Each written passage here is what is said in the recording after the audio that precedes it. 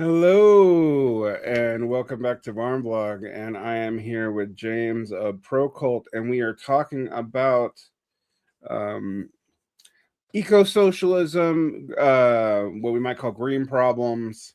We'll be referencing some of the stuff that we haven't already talked about from this little book here from Iskra Books for the land capital as Extinction, which we have talked about the film of before, but I wanted to kind of update this because it feels like with the whole LLM revolution that on every front, uh, it seems like most of the world has just given up on giving a shit about climate change at all, which is kind of terrifying. And that's not even getting into um land destruction, soil viability, resource extraction, all of which are still very bad.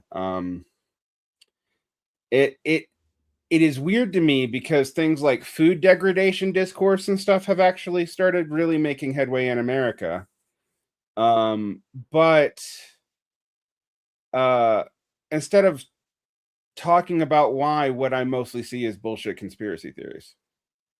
So, Yeah, is that a yeah. problem in Europe? Bullshit conspiracy theories around that. Yeah, definitely. Less pronounced, I think, but in gaining steam, particularly among kind of people who were previously a demographic for kind of an eco-green politics as well, which is kind of a consequence of COVID, really, here, and the turn toward that conspiracism and isolation that you saw among those kind of populations and kind of demographics, by which I mean like sort of either people who kind of have a sort of lumpenized position, but with kind of various different access to education throughout their experience and potentially through kind of travel, certain experiences of sort of natural settings or land kind of commune type projects. Eco villages are quite an important thing for that demographic. The process of like woofing, which is where you go and work for someone and you get bored and something like that on an eco village or something like that, is quite widespread in Europe. And that demographic kind of got into green politics from that, or like people who petty bourgeois landowners converted from kind of, managerial jobs in the 70s and 80s, who then were able to buy small parcels of land and actually, do the agroforestry or agroecology thing on a sort of tight budget, but still viably.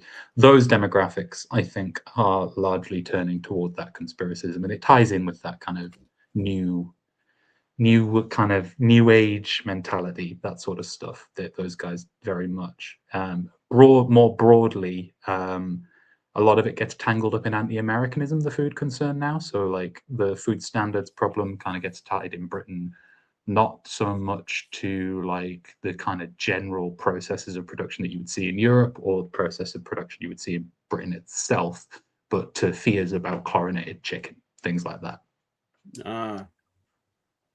Yeah.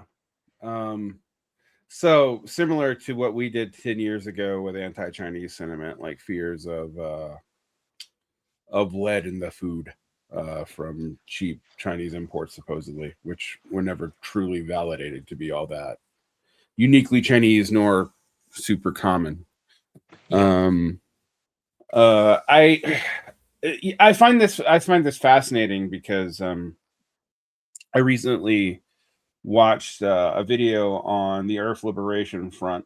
Um, I have historically not been super sympathetic to that kind of activism because I've found it actionist and also like, okay, you saved a tree and now you're going to federal prison. Seems not worth it as a trade off. Um, but it is weird watching the discussion of climate and environment in the United States from the 1990s versus now, where in the West, in particular, where I live, this is an undeniable fact. We are running out of water on almost every front. Um, I mean, I do think for the European mind, when they go to something like Vegas, they must think, and I think correctly, that it's like the most utterly decadent thing on the planet because you're wasting water in the middle of a desert. Um, it's for like spectacle reasons. But that is obvious, but it's also kind of a distraction from what's the real sources of water wastage. So, for example, for us, one of the before the AI data centers, our largest use of water out here in the Mountain West was alfalfa farms, which is highly water intensive and highly mineral intensive. And like people who know the Nile, for example, may know that if you get desert ground saturated, it's actually really rich because it doesn't suffer from all the erosion, but it takes massive amounts of water, and we pump that massive amounts of water for alfalfa farms. And then, yes, there's stupid things we do in America, like grass lawns in a desert, which is also completely nonsensical to me. But and often mandated by like homeowners associations and community councils, so you can't even get out of it unless you found another way to meet the ground cover requirements. But again, if you actually, even with all that stupid stuff, if you actually look at what's using the water, it's industry. It is not choice-based domestic consumption. And one of the things I liked about your book is and your videos on this topic is it discusses this realistically without getting into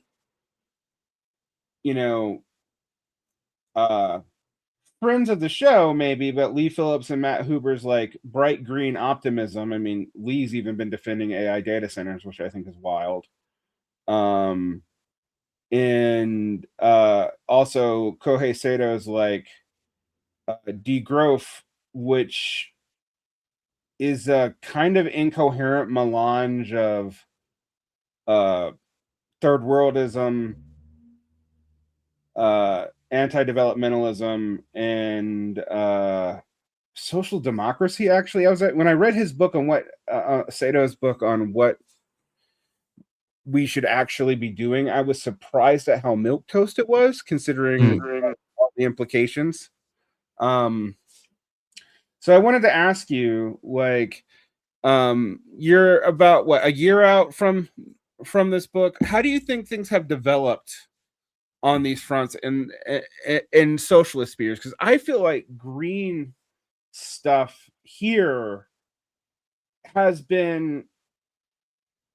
is finally getting some more traction beyond like talk about a Green New Deal, which was always kind of a pie in the sky, Hail Mary public developmental project.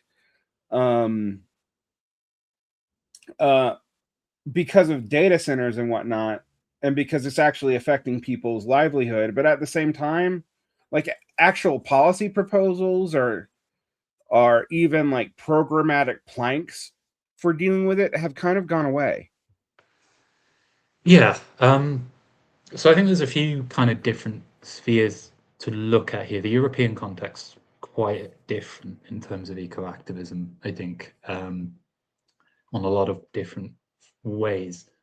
And so, like, to kind of look at it, the kind of structural debates that you kind of referenced there, the Huber, Phillips, and Sato, and maybe someone like Jason Hickel as well, kind of on the degrowth side there. Like, that is really interesting because I think that debate peaked in terms of academic and social media interest in 2024 to 2025. You can kind of see the last big kind of clashes between, say, Hickel and Huber in 2025, right? And it sort of hasn't really made its waves either in online discourse. The rate of publication from both of those tendencies, I keep quite a close eye on that, and it's plateaued. It's gone down rapidly. New articles around degrowth or eco-modernism are becoming increasingly scant. And those kind of more systematic proposals, you kind of reference that come out of those camps from the kind of eco-socialist side of things really, I think, have run out of room. And you can see that by like Lee turning toward the defense of data centers from a kind of technological optimist perspective. Huber's recent piece in, I think it was the New York Times, I might be wrong, New York Post maybe.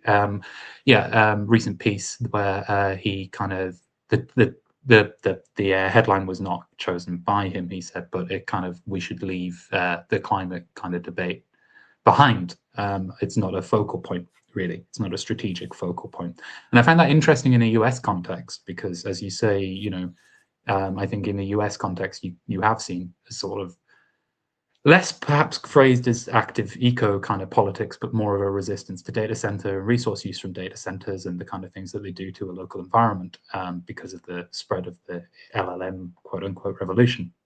In Europe, that hadn't played out in the same way. Our kind of lefts still kind of occasionally refer to kind of green issues, but if you look at even the drawback in, say, Germany previously, kind of the lodestar of, I would say, kind of eco movements in Europe, right? Since the effects of the 2021 to 2023 energy crisis following the COVID pandemic and underproduction leading to a massive spike in prices, further solidified by the Russian invasion of Ukraine and Europe's sanctioning of Russian gas particularly, but also oil. You then have this turn within kind of German politics away from a kind of green consensus toward more kind of consideration of coal and things like that. What we see more recently on our lefts, I think in Europe, is a sort of attempt to marry the cause of renewable energy production with the cause of national security on the basis of the energy crisis sparked by the Iran war. That's mirrored in particularly the liberal left. That's a big kind of their political thrust on these things. Publications like the British newspaper, The Guardian, probably the leading kind of widely dispersed newspaper with kind of ecological coverage that sort of gets towards some of the problems. However, that's an uneasy tension to try and exploit because first of all, you end up subsuming your political kind of thrust ecologically to a national security discourse, which will, dictate how that plays out in a lot of different ways.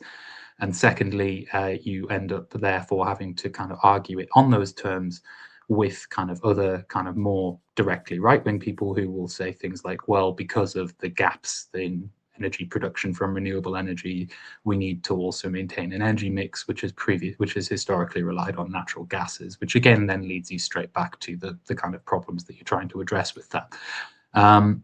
So that's kind of one turn for the liberal kind of ecological left. Among the kind of socialist left, I think we've largely seen it die as a kind of pressing concern.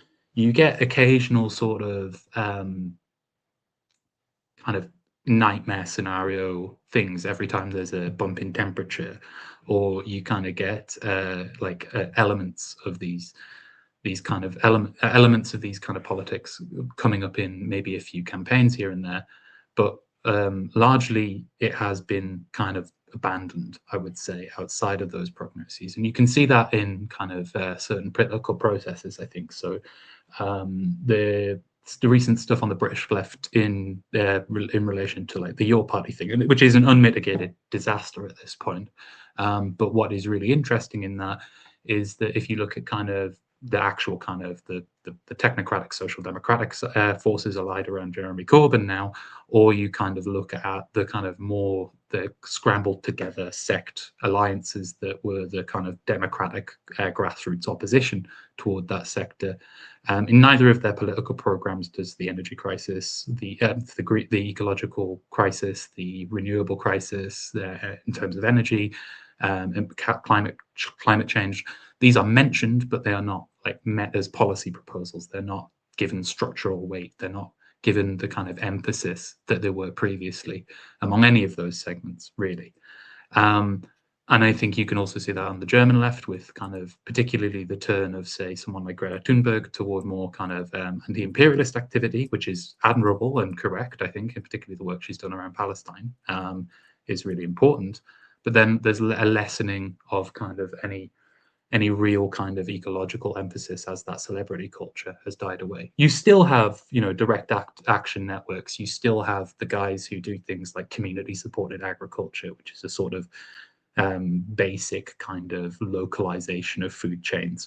You based on a subscription model with a farmer. You still have people who do their eco farms and things, and those projects aren't going away, but they are less overtly political. In Britain, I can speak to that a little bit. That's to do with institutionalization, given post-Brexit agricultural policy and land management policy post-Brexit, but all of which was dictated within an EU framework, and so had to be rewritten with the Environmental Act of 2020 and the Agricultural Act that followed it. And in those things, we now have a situation where Britain has sort of new farming guidelines for subsidies that have moved from a land area subsidy system, which the EU operates on, where you get amount based on how much land you own, which excluded previously most ecological farming initiatives because they tend to be under the minimum hectares required for that. And it's moved toward a more sustainable farming model. However, that's based on land sparing. And so you will get kind of money based on how much of your farm you do to give to hedgerows or trees or something like that, rather than the methodology by which you farm it. So agroecology, renewable farming, these kind of things are explicitly excluded from the English metric right now. And it's to do with kind of saving, sparing land rather than kind of actually integrating production with land management.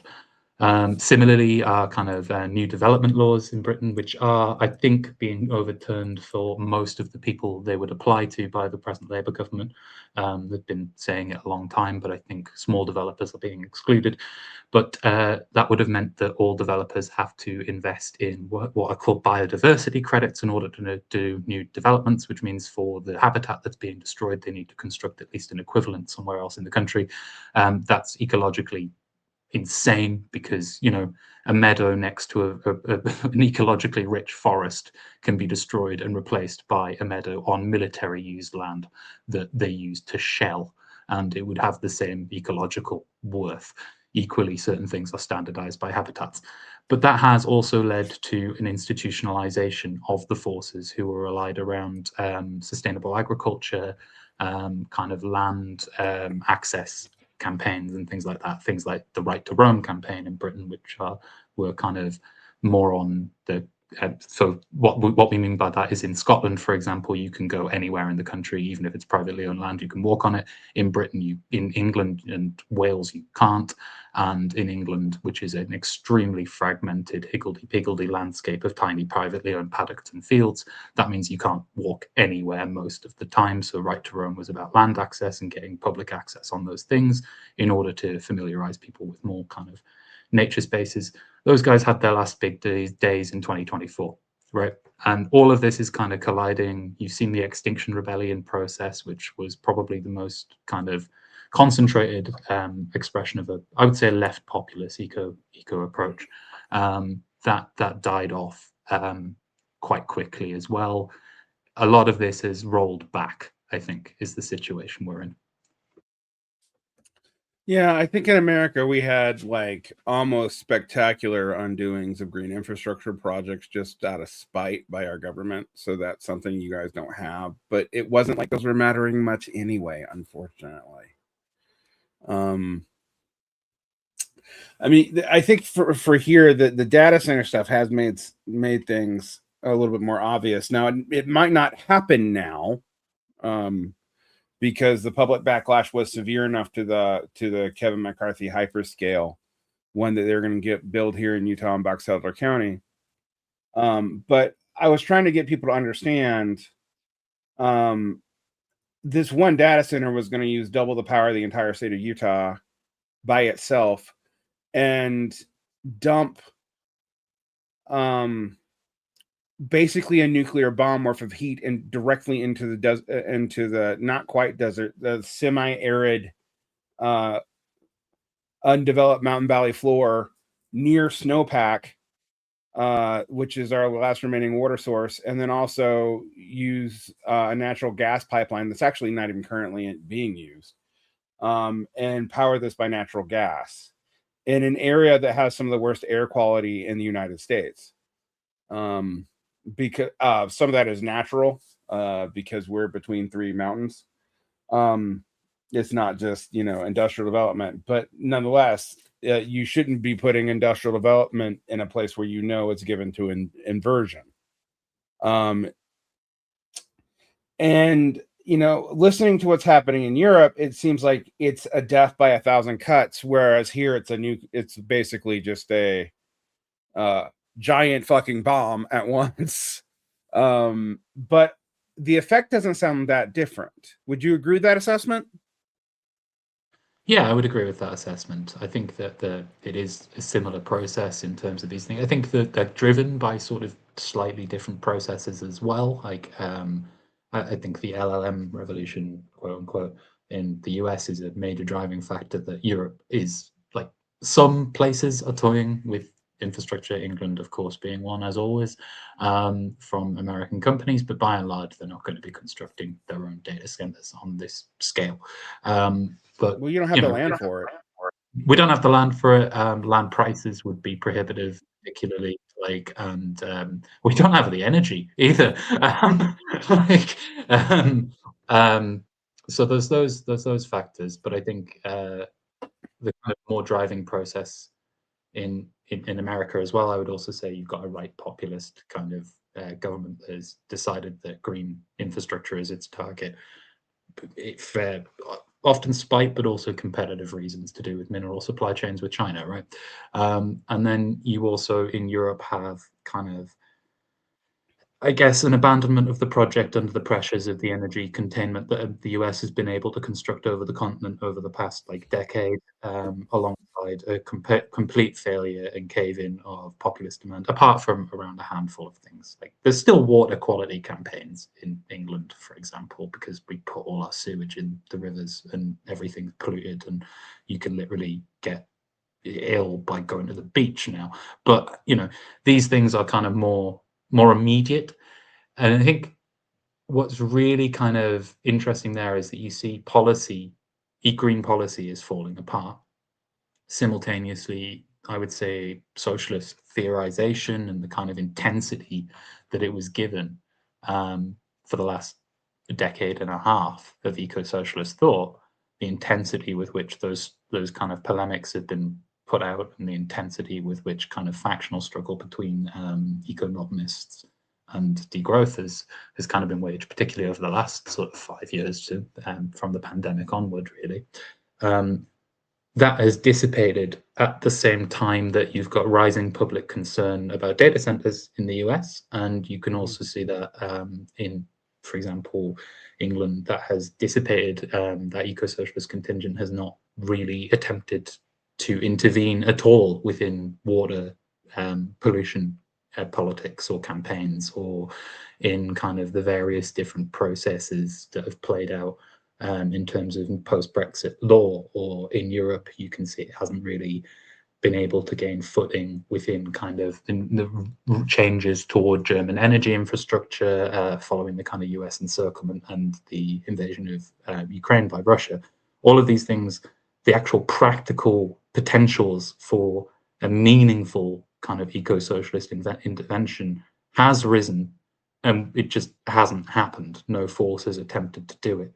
Instead, I think what happened was we ended up with most people kind of being locked into a purely technologically fetishistic debate between degrowth and eco-modernism, and completely ignoring any organizational or kind of practical utility to a politic, and instead focusing on doctrinal reproduction among an increasingly small left kind of eco-socialist base.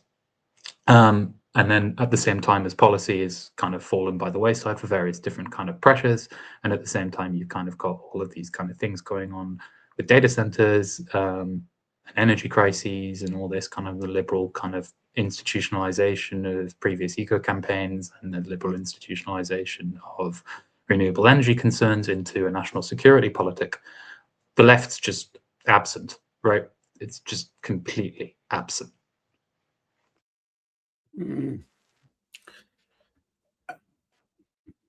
So we've been talking about why this is, but it seems disastrous at this very moment for the how much do you think that the failure of the German Greens and the SPD during their brief tenure in office has contributed to a lack of faith in this? Like, how has actually existing politics affected this? Yeah, I mean the failure of the SPD and the German Greens was one thing, was catastrophic for kind of politically, for European policy particularly, but also kind of within German activist spheres, I think quite significant. Saw the locus of kind of ecological organizing kind of center in Die Linke, which has kind of established kind of demographic limits in terms of its capacity to command a vote in German politics.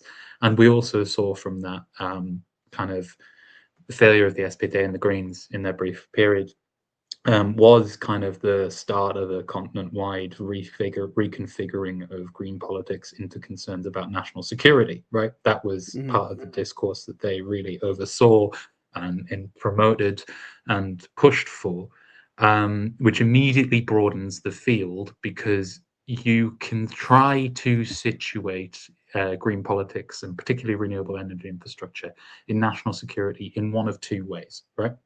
You can say we need sovereign energy infrastructure so that we are not prone to economic shocks on the world economy. And the right response to that is to point out a problem which has largely been solved for now, in terms like recently, in terms of kind of battery storage capacity problems and kind of the intermittency of renewable energy infrastructure, right? So yes, you'll get this, the sun will shine some days, the wind will blow some days, but it won't always, and that'll leave you with gaps. So you're going to need transition fuels, they call them, or supplements.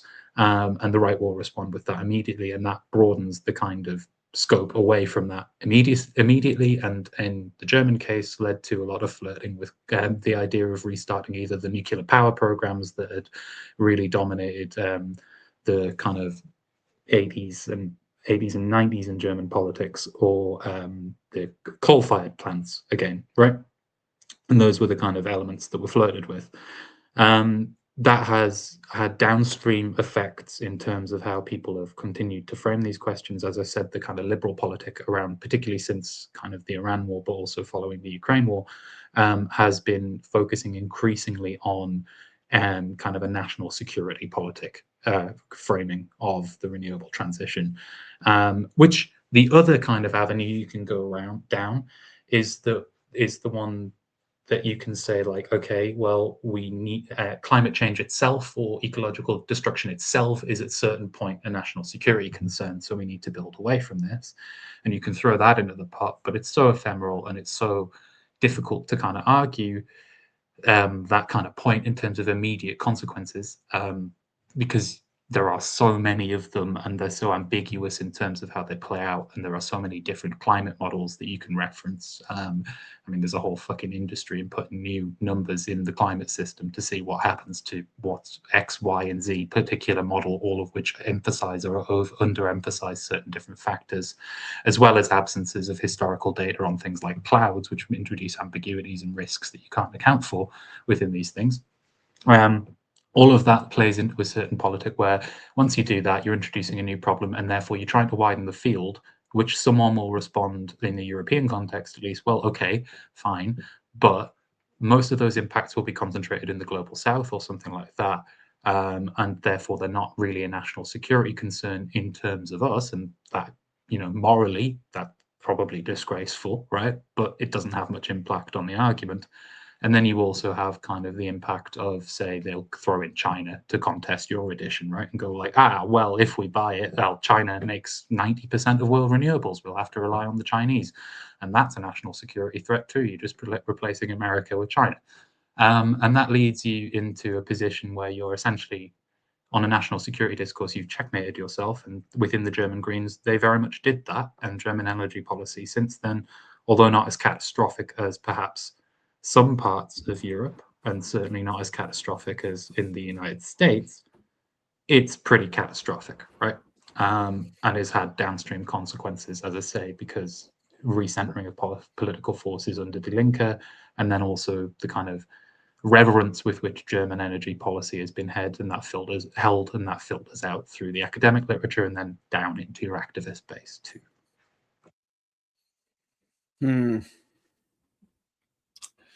So here we have a couple of direct contradictory imperatives that maybe I see also in Europe. But one is an affordability crisis that will not be easily answered with green renewable energy, a jobs crisis that will not be easily answered with renewable energy, even at large scale, and a rare mineral crisis that is both geopolitical, as in, the United States and China are playing hardball with each other. China over rare minerals, us over energy exports. But also ultimately, it's both American conservatives and American Marxist-Leninists may not like this, but both sides need each other still. So, as we're a major energy exporter, and yes, they can get a lot of it from Russia, but they're a rare mineral exporter, and the damage done by getting these rare minerals is often not discussed in socialist discourse here. Some of the degrowthers did bring it up, and I think this is one of their more sound arguments, is that some of these renewables are dependent on mining and stuff that's actually incredibly environmentally destructive, and we don't know how to scale it. How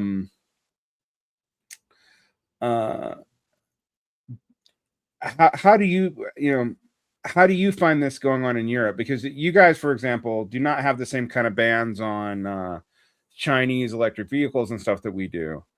But I'm also not sure that the electric vehicle pathway is going to be as ecologically efficacious as it was previously sold to everybody. And nor is it going to be particularly affordable, since even if we did allow the Chinese EVs in, there's not a consistent infrastructure for charging things here, and power itself is becoming prohibitively expensive. Yeah. So, I mean, there's a few elements to kind of tie in there. I kind of want to, I'll come back to EVs because I agree with you. But I think I want to pan out a little bit and deal with some of the structural politics around renewable energy infrastructure first. So I think mineral extraction is one really key element to that. And you can do like a life cycle assessment on, say, a wind turbine, and a wind farm will go forward because that's more kind of directly comparable relative to, say, a power plant. Okay. And you will find that, yes, it has less of an impact upon a power plant if you consider the inputs in terms of emissions, and if you consider the inputs in terms of, say, kind of different kind of sourcing problems. That analysis is partial and incomplete, however, because where we're talking about minerals being taken from is we're talking about, and if you see a mineral mine, you'll be able to kind of see some of the problems really straightforwardly, right? And you see the mineral mine and you can see, okay, this is strip mining. It by nature tends to have to be strip mining because of the way they're dispersed through the soil. Doesn't always, but it's not the same as getting an oil well, right? It uses a lot more land than that. And that also leads that they're also often in previously forested and often undisturbed areas, often in quite dense rainforest. So outside of China, places that would be, you know, particularly useful to look at would be like Bolivia for lithium mines, things like that. And these lead to massive kind of land scale and ecological kind of system problems as you again increase the fragmentation of ecosystems across the land, which is a process that we talk about in the first book quite a lot, in the book quite a lot, and in the film quite a lot. The second film is going to deal, the second book as well, is going to deal more with the renewable energy infrastructure and eco-conservation methods. So that's what I've been researching for like a year and a half now. So I feel quite prepared to kind of talk on it. And this strip mining process is one element, right? And that can get you some of the minerals that you need for kind of things. It might have a lower impact on life cycle in a life cycle assessment, but there are ambiguities into that in terms of land use, in which is contributing to ecological devastation in a different way to emissions, in a raw different in some ways I think a more significant way, but certainly in terms of kind of differently and not directly comparable. And so you end up with a new set of ecological problems that deepens a different problem than emissions might, for example. Equally, we're talking about one element there. Another massively important problem you get with, say, wind turbines, right, is the kind of electrical components and elements like that drastically rely on minerals, but something like the blades, right, the big actual turbine blades that need to both be firm enough to not break within high winds, but also flexible enough to not break within high winds. There are two industrially kind of standard materials for doing that. One is a carbon polymer derived from fossil fuels, and the other is balsa wood. And we can see kind of some of the impacts of that in kind of in Ecuador. So there was a road built to the Pastaza province in Ecuador, which is border of Peru, and kind of in November. It was completed in November 2019. That was primarily a road to increase balsa wood exports. And you can see Ecuador is the world's largest exporter of balsa wood. It accounts for roughly 90% of the market. And between just the January and November of 2020, its timber industry, because of this road construction, increased export profits by 53%, which is a massive kind of degree of increase. But the amount of illegally sourced balsa wood, which was either stolen from indigenous land or smuggled over the Peruvian border, which means that we're also kind of dealing with an industry that exports its ecological consequences to its direct neighbor. The part of the nature of Amazonian production is it's quite hard to track, obviously. And that leads to that led to a number of seizures of illegally smuggled balsa wood increasing over the same period to 180%. So we don't even necessarily know where that impact is really falling in a lot of the time. It has seen devastation for certain tribal lands, complete deforestation, as we're just looking for wind turbine blades, right? And so you either have the option of continuing based on a fossil fuel production thing, or increasing deforestation and forest plantations of a particular wood type, balsa, which serves very few ecological services compared to others, as well as kind of an increase in criminal enterprises and things like that within the Amazonian centers. And then you add into that strip mining. When we talk about renewable energy infrastructure, this is not like, people kind of frame it as like the life cycle's better, or this is more moral. And it's not. It's a continuation and indeed an expansion of the same land relations which capital expands, and we kind of talk about in the book, right? That leads to frontiers, plantations, exploitation, deep dispossession of kind of direct producers from their land, and therefore creates unsustainable ecological terrains for biodiversity. And so even if you try to resolve the kind of emissions problem, which we do need to resolve the emissions problem, otherwise we're all going to die. That's true. However, you can't resolve it by increasing the span of capitalist modernism, right? That's just not going to work. That's going to create problems. And these things are not necessarily inherent to a technology, but they are in the form of the technology that we presently have, right? And that you can't spin off into speculation, which is why I think that you kind of got this kind of problem with that kind of element in terms of a solution. In relation to kind of the broader kind of problems. Sorry, what was the other part of the question? I've kind of spun off and given very detailed analysis and lost myself in the stats there. We were talking about first the problem of renewables, and then the problem with EVs. Oh yeah, EVs, right. So yeah, so you can reconfigure your energy system. However, you're going to need to build, as you say, kind of different infrastructure. The one-to-one replacement of private vehicles it's just not going to happen, like on this planet. Like there was a study, I think, that there would need to be more, I think it was copper, than you would need more copper, of 150% of copper that has ever been mined to replace EVs one-to-one, right? Like, and that's before we get onto like infrastructure and things like that. That infrastructure does exist in Europe. It exists more than in the United States, I think, and you can see it popping up in certain places. It's certainly advantaged for a particular type of bourgeois kind of consumer, because these are the EV revolution, quote unquote, has largely been used to clear city centres of poorer people, right?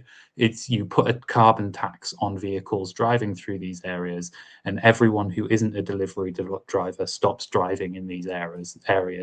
Everyone who isn't a banker or a delivery driver stops driving in these areas, because bankers and delivery drivers have different reasons for doing so. Bankers could afford an EV, and delivery drivers fucking have to. And that leads you to a largely depleted kind of traffic toward a city centre or toward a protected area from this carbon tax thing, and elicits a massive backlash against green policy from everyone else, and particularly against electric vehicles. So the incentive then works as a disincentive, because you basically just pricing people out of central London more, or you're pricing them out of central Berlin more, right? And that's kind of how that's really functioned. You get some conscious consumers, right? I guess we call them that, where they think they're buying an EV to do things, but most of our energy supply is still derived from fossil fuels. And the energy mix is, the amount of renewables is continuing to increase. That has ecological devastating problems, as we've just gone over. But then also, it's rising, but the overall kind of energy is still rising too. So it's increased, but the mix is still a massive problem, because you've just got overall growth of energy consumed. So the EV revolution, it's not going to do anything. Well, it might do something, but it's not going to resolve the problems created by cars, right? Like cars are and dispersed or concentrated infrastructure, and kind of the problems of rural populations are not going to be addressed by those concerns at all, because they are going to be the last to get any of this electrical vehicle infrastructure, right? Like it's going to be concentrated towards cities. So the actual people who need cars, for very basic reasons of infrastructural dispersal, aren't really going to be able to take advantage of it for a long time. It's going to be used in concentrated cities, where it primarily functions to clear out poorer populations. I mean, we have a similar problem here in that both for EVs, but also for like more ecological cities in general, and the new urban movement that was really popular in the aughts. When it actually happened, it immediately gentrified the cities. So what you have now is concurrent inverted donuts of development, more similar to Europe than is a historical pattern. Where, we used to have, quote unquote urban blight. Some of it was blight, but you had intense infrastructure to help poor people. Now the infrastructure has become a premium, and we force poor people into suburban developments where the infrastructure just is not there. When you add that most people are renters, they cannot regularly charge their cars. In the United States, the prime model for EV ownership is you already have to be a homeowner. There are places to charge your car if you're not, but they're sporadic, and like you said, they're mostly in urban areas. We have, if you think Europe's infrastructure is diffuse, as we were talking about before the show, ours is way worse because we're a much more massive country. I mean, even if you just limit it to, say, the state of California, the state of California is inhabited in some intense urban areas around LA County and the Bay Area, but then it's a massive state that is larger than most European countries, and a lot of it is barely inhabited. And even if you are going from one metropole to the other, you have to go through that area. And attempts to mitigate that by train and whatnot have become prohibitively expensive. Which is kind of sad for me because I remember being in Asia and there was massive public infrastructure for mass transit. Even in certain developing countries like Mexico have better mass transit than we do in the States. And trying to convince people that personalized electric vehicles are still inefficient and kind of dumb is hard, because it is true that most Americans have never experienced affordable, well-run mass transit. Like the last generation that had is now dying. I mean, you're talking about people who were alive before the baby boom, really. Yeah, That, I mean, I think that's kind of a big problem, and I think I guess the problem with the kind of framing of mass transit as well, because it's less pronounced in, say, someone like Britain, right? Mhm. But the disparity between how well run London public transport is versus anywhere else in the country is obscene, right? Like we're talking like increasingly difficult, increasingly broken train infrastructure, fragmented private ownership of even segments of railways. Like you can turn a corner and be on a different company's railway, which has led to kind of a massive increase of fares, which puts it like prohibitively expensive for most people.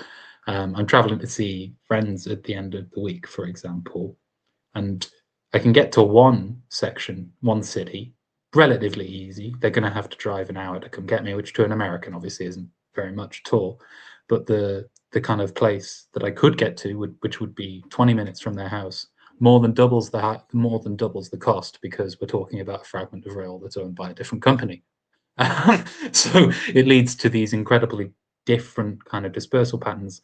And the reason that the place I can get to is cheaper is because we're talking about commuters from one city to another. It's not that far. But whereas we're talking about a more rural area on the second area, which leads to more privatization, and you can add more kind of expense onto it. And so you've got these kind of imbalances with mass transit everywhere. And when people kind of, particularly outside of cities, I think when you approach them with the idea of, we're going to use public transport, well, most people's experience of public transport in the US, as you say, no one's really experienced a functioning one. But even in Europe, which is, in comparison, got much better public transport, it's broken, it's expensive, it doesn't work, and no one treats it as a priority. In rural areas, you might have one bus service a day, maybe two, sometimes three, and that's in a place that has much more kind of compact like populations, much more concentrated populations than the United States, and also like in comparison, as I say, functioning public transport. But it's a very hard political sell, right? Like incredibly hard. You can't convince people unless they're doing it out of moral reasons, or you commit to fixing public transport first, which there's a whole host of incentives and reasons and private interests lodged in all of those things that make that very difficult to do. Yeah, I think I remember arguing with some left communists who want to reject that neoliberalism is actually a separate phase of capitalism, but me trying to talk about public infrastructure and the difference in that, and marketization of things that it's not rational to marketize, and that's why it had to be forced by the state. They just looked at me like I was crazy. But it matters for stuff like this because it means that, like, your train system is basically our everything system, our medical system, etc. Not that I want to sing the praises of the NHS because it's a collapsing joke, but compared to what we have, and we have it for the same reasons. We are forced into the same reasons as your infrastructure problem with the trains. We have multiple systems that are highly fragmented that eat cost and also make interacting between each other nearly impossible.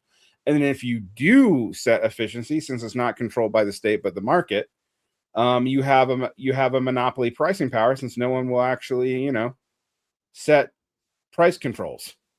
So what do? Because it seems like a lose-lose proposition for the average person. And this is something that I've really thought about, because one thing I am sympathetic towards the more technologically optimist green people on is that if you're telling people everything's going to get worse and we have nothing for you, and then but we're going to try to pass public policy, it's not even irrational that they oppose that. Like, and in the United States, we saw this in particular when, like, there's during the Build Back Better period, the Biden campaign, one of the DSA affiliated people was the hill she was trying to die on was carbon taxes, even if it meant no offsets for local people to deal with the cost to use green alternatives or anything else. And I found that fascinating, because I'm like, well, of course people are going to oppose you on that. I mean, that's how you get an American Yellow Vest thing, because it's going to be seen as an elite imposition to the average person, and also, and correctly, not really doing anything about the massive capital outlays that are eating up all these resources in the first place anyway. It just punishes the consumer, who is usually also a worker and who is not actually using the vast majority of these resources. So yeah, I think, I guess this ties back into the kind of broader eco-modernist versus degrowth kind of framing, right? And so, like, from my perspective, I used to think I was more sympathetic to the degrowth side of things because of a certain emphasis on imperialism and a certain kind of emphasis on alternative land models, right? However, I'm also kind of like of the mindset that I'm kind of also more sympathetic to eco-modernism too, in some ways, because, like, yeah, there's more of an emphasis on production within that kind of work and less of an emphasis on consumption, which is the core problem. Production is absolutely the core problem. But however, what I kind of ultimately end up thinking is that they're doctrinal responses to a technological fetish that subsists within sustainable development studies, in bourgeois academy, and also kind of within the actual kind of legislative scaffolding of the kind of post-Paris Agreement world in climate and green policy. A kind of technocratic optimism, a technological optimism that ignores many of the actual kind of dynamic ownership problems and real kind of social reproduction problems that fall out from kind of capitalist exploitation of the earth and its resources, and substitutes them into a politic of developing. And green growth is one expression of that, which is kind of the one that the eco-modernists, whether they're socialist or not, kind of put forward. And then the degrowth element continues to live within that technological fetishism, but juxtaposes consumption against it, as if consumers are kind of the element control variable, right? And within that you get some kind of variance, right? Like, certain people are more concerned about, like, agroecology than they really are about any other element of degrowth politics. Similarly, you've got kind of people who are genuinely more concerned about imperialism within both camps, I would say, at this point, although I think the degrowthers have more of them. And some we could point to someone like Jason Hickel for that, right? Dude really does care about imperialist exploitation. You know, he might not have the best kind of solutions toward it in terms of kind of his broader Degrowth political MMP slash dungism. Yeah, I mean, I have actually been baffled by his actual politics, but I agree with you. He does really care, and on that issue, he actually knows his shit too. Yeah. But then you kind of, well, to an extent, because we get into some very complicated terrains when we kind of treat certain other processes, say Russia. For example, we get into some strange ground there. But on both his environmental and his anti-imperialist politics, I would argue, very small, difficult kind of element of the literature, though. But when we're kind of looking at all of these kind of things, like these are ultimately programmatic technological fetishes, more or less, right? Like both sides of that debate have advanced a doctrinal set of plans for the future, because the emphasis within climate politics has often been that we need to come up with an adaptation or mitigation plan to deal with things in a science and technical studies way, because of the configuration of these politics within the bourgeois academy and because of the conclusions of the green movements of the 80s and 90s, right? Because how they ended up being institutionalized and working toward policy settlements within things like the Paris Climate Accords and things like that, which set technical goals based on a certain scientific strain of literature. Because of the way this politic gets its birth in the United States, particularly as well, with some things like the popularization brought about by Silent Spring, the book in the 60s, right? All of these things lead you to a kind of technological fetish because the emphasis is put structurally on technology and the way technology is made and the way it's kind of or consumption's managed to destroy kind of the environment. However, like the structural problem that ends up going missing, and both camps try to substitute for this in eco-socialist spheres, I think, by laying emphasis on, well, okay, but our technological solutions only possible with central planning or with, you know, state ownership of such and such an element. In all of these things, kind of what's missing is that the social relationships really are what drive these phenomena, right? It's the initial driving feature of most of kind of the ecological devastation we see in England, where you've got the kind of origin of industrial capitalism, was very explicitly the clearance of the population from the land. Like it was very, very explicitly that. It was to replace the places where people lived with sheep.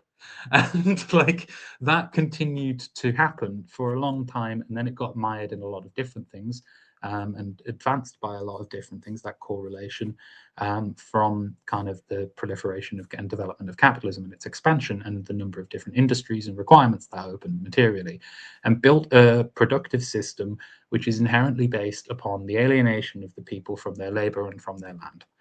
And ultimately, if you go into Marx, you can kind of see this. The core demand that Marx has for a communist society, not just for an not in an ecological sense, because Marx is not really that concerned with that. There's that famous section in Capital about the depletion of the two sources of wealth, the soil and the worker, right? But that's kind of the most he really goes into ecological sustainability, because it wasn't a massive pressing concern at the time. Naturalism was a very relatively new phenomena, right, in a scientific sense.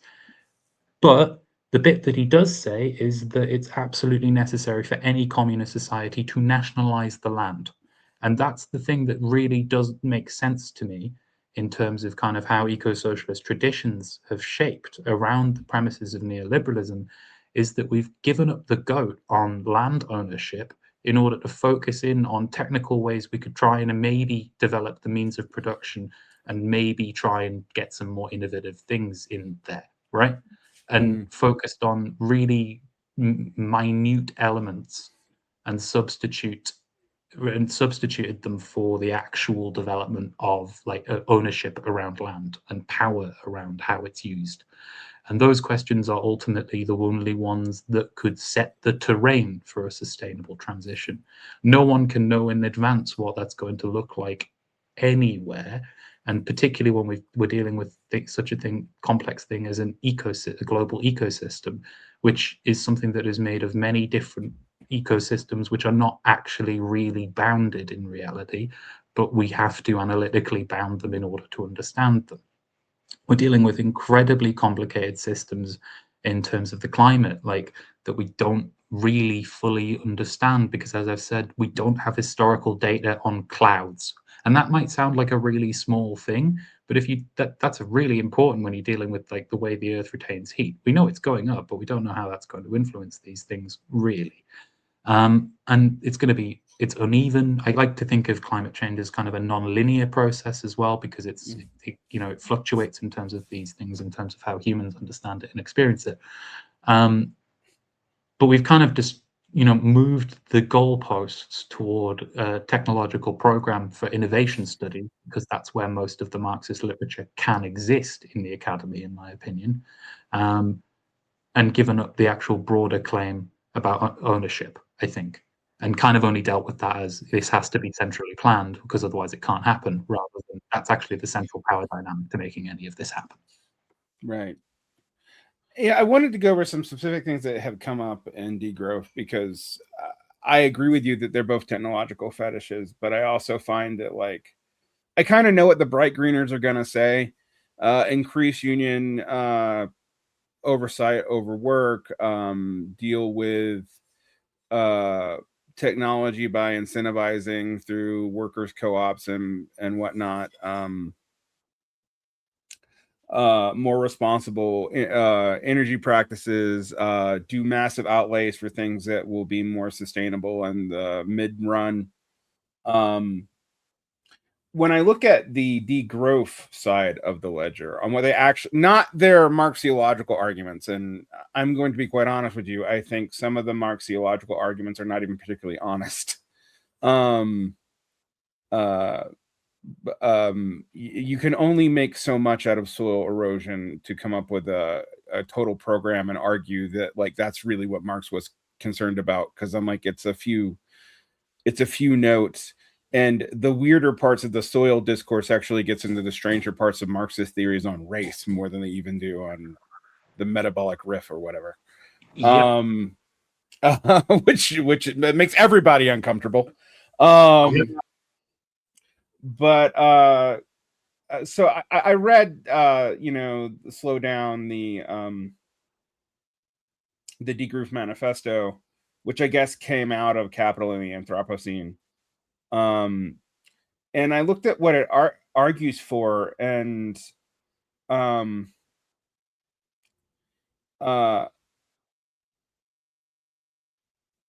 Saito is he's guilty of some of the things you say. For example, he talks about reclaiming commons and privatizing and deprivatizing essential resources such as electricity, housing, healthcare, education, and water, and removing them from a speculative market entirely. And they should be, treated as shared public wealth managed by citizens. But he rejects explicitly. Sorry. Does he include food in that? Not to. I'm not. I don't think so. That's quite a key. Anyway, sorry. Yeah, what he rejects. Yeah, he rejects total state nationalization of the land. So he talks about horizontal social ownership, but I'm like, okay, for that to be truly horizontal, it's going to be at least nationalized, if not socialized. And I know that you know the difference, but to remind people that nationalization and socialization aren't quite the same thing. Then he argues that we should go into workers' cooperatives. I'm like, hell, he agrees with Matt Huber and Lee Phillip here. And that most private corporations should be made into consumer co-ops. And then there should be mutual aid networks that replace NGOs. That we should have a shorter work day and shorter work hours and relative decompensation and, quote, ending bullshit jobs, unquote. which I'm like, okay, sure. Although if you have any kind of bureaucratic legal structure, you're not going to be able to do that. Then he talks about changing everything from exchange values to use values, which, okay, that's interesting. And then he wants to go to ecological municipalism. So somehow he I'm going to be frank, he uses Marx to get to Murray Bookchin. That's not all that radical. That's not what I would get from his early books. No, I don't think it'll be via Bookchin either. This is the thing, right? This is, to me, kind of, given some of the kind of particularly first and second wave eco-socialist debates, sounds like a grab bag of eco-socialist fetishes to me. Right? So and Maoist fetishes. And Maoist fetishes, yeah. So like you would reject nationalization of the land, in my opinion, within that kind of tendency, because of the emphasis given to things like peasant production within that politic, right? Because of the emphasis given to movements like the landless workers movement in Brazil, which, I think in the context that they're working is an incredibly diverse and powerful movement that answers a lot of very pressing needs along the population and engages in a real mass politic. But if we're going to be completely honest about its ecological input, it is a movement for agroecology, which has less than 5% of its membership even trying to implement agroecology, right? Like that's not a recipe for global sustainability. It's impressive and powerful. It's a very interesting, important movement that ties into kind of a lot of the international peasants movements and things like that. And it's very important to understand those things. But it's absolutely a fetish to then go, well, that form of ownership is how we get to agroecology, which is the jump that is made in most of the degrowth literature, right? And that is why you would end up arriving at something like rejecting land nationalization, in my opinion. You would get to kind of this thing about use value and exchange value that really comes from, in my opinion, and it's correct, it comes from elements of Marx and the Marxiological debates among the eco-socialists with kind of the Monthly Review School, Paul Burkett's Marx and Nature book, where he talks about how kind of synthesizes all the different references to nature within Marx. I think it's probably the most honest Marxiological project because it does at least cite everything. And that kind of leads to a position where you've got Marx talks about all prior societies being built upon use value production, and capitalism is the only one built upon exchange value. There's some, I'm sure we both know, there's some historiographical problems with that perspective in a number of different ways, based on things like Bernaghi's work and things like that. That's true in the large extent, but also kind of like not wholly true. And also kind of, so the line that emerges from the second wave eco-socialist debates is pretty much that we need to transition to an economy built upon the idea for use value exchanges. They never elaborate on what that really means because no one really knows what that means, because it presupposes an entirely different society to the one that we live in now, which can't be preempted, and leads you to a kind of position where you just sort of state a fact about the commodity form without dealing with the fact that the commodity is produced by social relations. And, it sounds very radical and it has a lot of theoretical use to it. But I also find it, again, ecologically speaking, yes, some societies were more sustainable than ours, but you also had multiple collapses on ecological terms of various different use value producing societies throughout human history, right? Like that happened a lot. Like we referenced the Nile earlier. Well, they salinated all the soil and agriculture became inviable in the Fertile Crescent, right? Like, well, you have like the use of wood, like in ancient Greece, the use of wood became so prevalent because it was needed for military reasons that then led to the collapse of forest ecosystems, so on and so forth. Use values also have a logic of extraction to them. That's not you can't just get away from it by saying change of form. But again, that's why it will be in there. It comes out of a Marxological debate. And it comes out of this kind of long storied history of the development of eco-socialist politics. And there's something admirable to trying to systematize that, but ultimately kind of abstracts away from any politic that can really get into actual practicalities of that through a doctrinal program again. So this kind of get rid of bullshit jobs and so on and so forth. Like, yeah, I agree. Cool. But as you said, you can't do that if you're going to have administration. And you can't have municipal socialism without administration. That's kind of part of the premise. Like, so all of these things, and you can't move toward a use value system without administration either, because like, how would you decide who gets what? So all of this is a grab bag of like ideas that come from various different things. But I think the giveaway is that get rid of bullshit jobs, because I think, and this is my most cynical take on the eco-modernism versus eco-socialist versus degrowth debates, is, and it, you know, it comes from the class strata that you're describing in your book, right?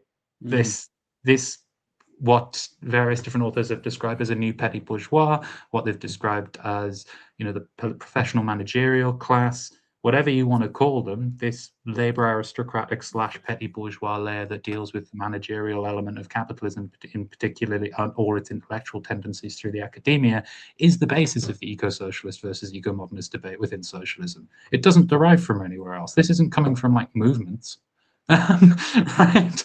Like this is a bunch of technical fetishes gathered together from academic study in science and technical studies and development and sustainable development studies, that is a sort of anti-establishment undercurrent within those things that relies on a vague kind of professional frustration that with its position in the world and wants to kind of manage things better. That's how I. To be fair to Saito, I just found what he talks about agriculture and the Slowdown book. I was doing a search as you were talking. He advocates for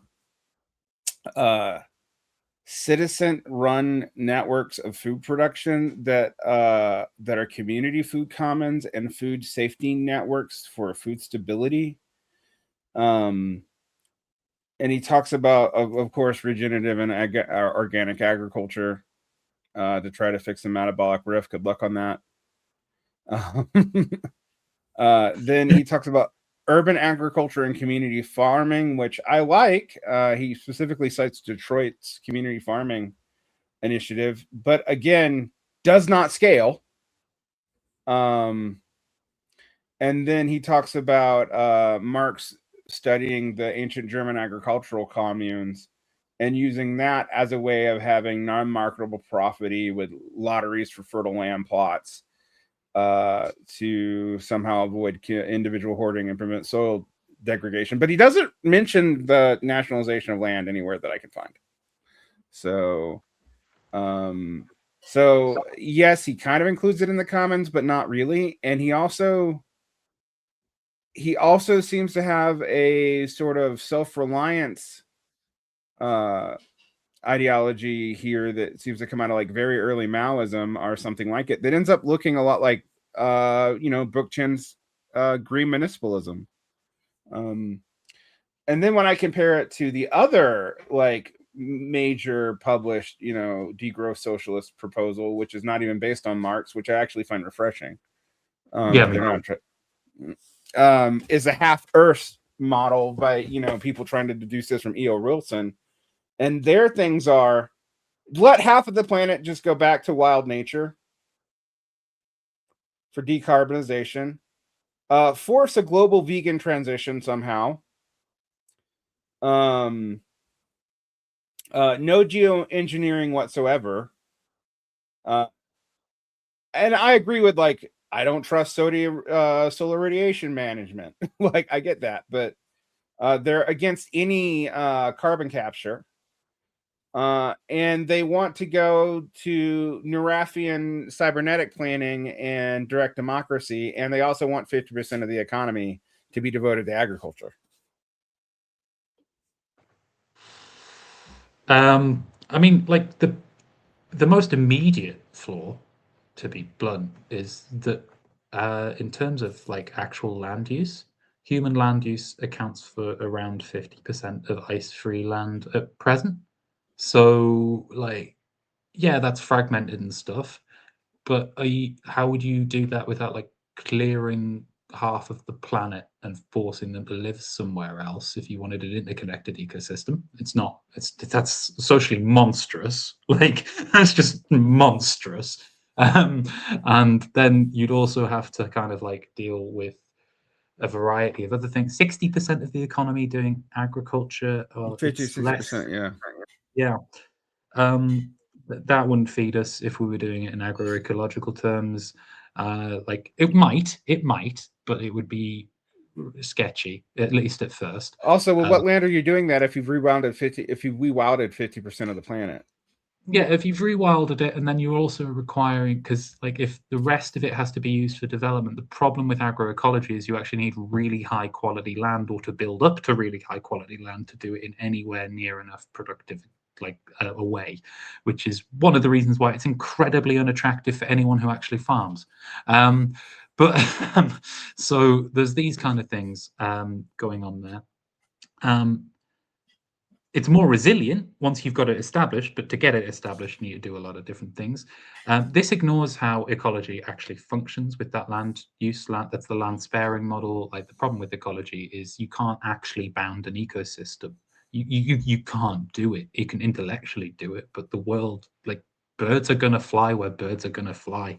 Like different seeds are going to drift on winds. Like this has always been the case. Everything does like need travel, and it's not a kind of everything relates to everything else position. It's that the discrete relationships that each organism on the planet has are discrete and unbounded, and we don't know them, right? And we can't just force them all and corral them all into half of the planet, however attractive that might sound as a silver bullet. Then there's a fascinating book on actually by one of the principal historians of the landless workers movement in Brazil called Nature's Matrix. The second edition came out in 2019. Highly recommend reading the second edition because that really goes into the ecological relationships and how to understand land fragmentation, land matrices and stuff, and has a really good critique of the E.O. Wilson half land sparing model that this comes from. But then also forced veganism. Yeah. regardless of where you live, because that's what I'm like. Yeah, there's places where we could all be vegan, sure. There are places where that'd be very, very, very hard. Like, if you're also limiting yourself to localized agriculture, which it sounds like you would be. So and on a kind of like quite a fundamental level with that as well. Like it is viable for people to be vegan in general. it's hard though. It's hard, and if you're cutting out like meat and also localizing agriculture to very local conditions, protein's going to be a problem for a lot of people. like, like those things don't stack. So yeah, again, I think with this we've got like again certain elements that are drawn from kind of different sociological approaches. Wilson, for example, certain elements that are drawn from a sort of grab bag, not of Marxist debates, I'd give you, but of the older Green movement debates, and refracted through a sort of romantic socialism, I would say, is what this is kind of done. It seems much more peasant based in its inclinations, without perhaps understanding a lot of the productive forces that are involved in those relations and how strongly a lot of people who engage in agroecology or etc. really do rely on limited but still meat production. Yeah, it's something that, like, when you're arguing about global veganism, like, yes, I do think I think anything that reduces meat consumption is would probably be a moral option, but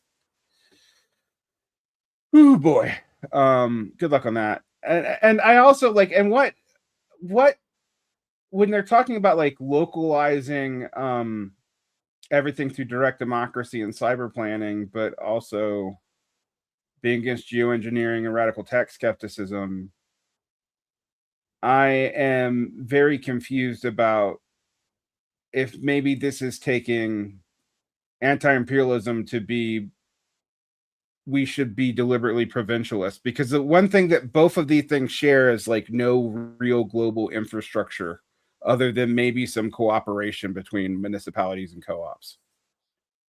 Yeah. And that kind of comes down to like, and that's why you wouldn't get something like nationalization of the land. Mhm.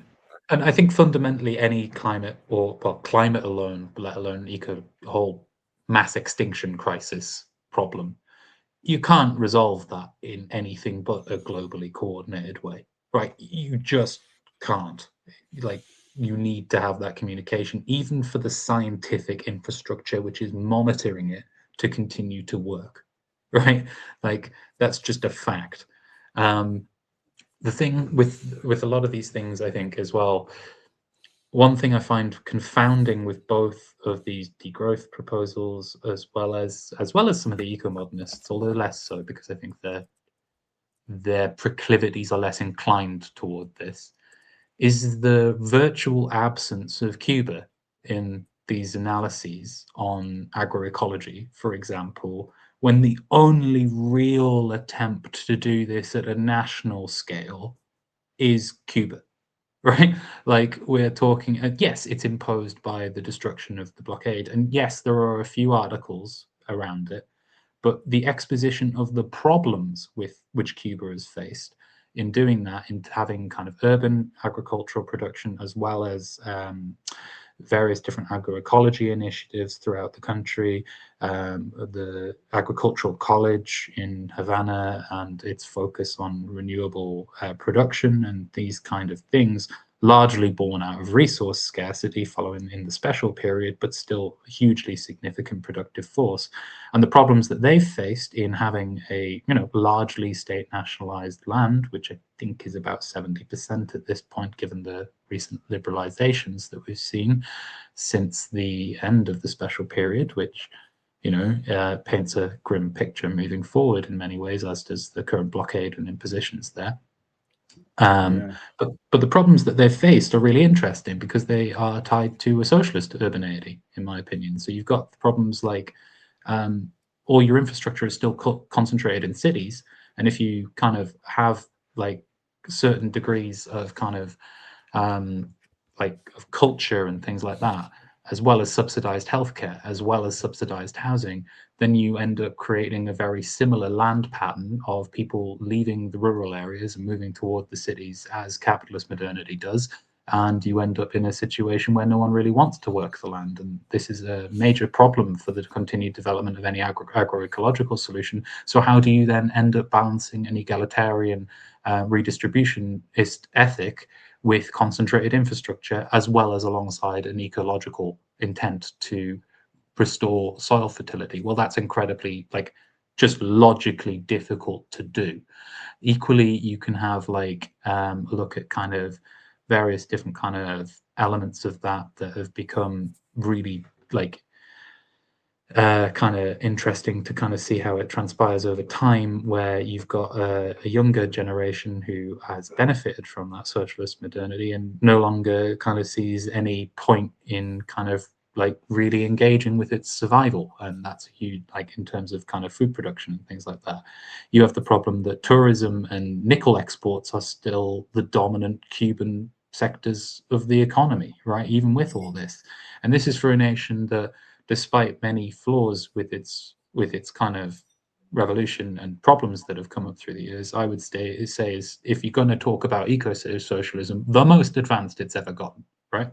It's conscious, it's written into the constitution, it's a whole host of things. Agroecological practice has been scientifically transformed in Cuba, and a lot of the kind of ways it's been studied since have been inspired by Cuba. The landless workers movement owes a huge amount to the understanding given to it from trying to emulate the Cuban model in a context not like the Cuban model. For example, that's where you kind of get this turn toward a more dispersed network kind of approach in that movement. And therefore, indirectly, Cuba is one of the largest influences on modern degrowth eco-socialism, even if it isn't actually acknowledged, because they take that instead through the peasants' movements on the rest of the body of Latin America, which, as I've said, have been influenced by their experience of trying to emulate Cuba. So you've got this huge kind of absence, I think, there of attempting to do it at scale, and Right. some of the really big problems that come out of that, and have led to some of the biggest mistakes in the revolution's history of like just bounding provinces and erecting borders in the middle of the country to stop people from going to certain cities, right? Like, hard problem, but like there's something to study there that actually deals with land nationalization, right?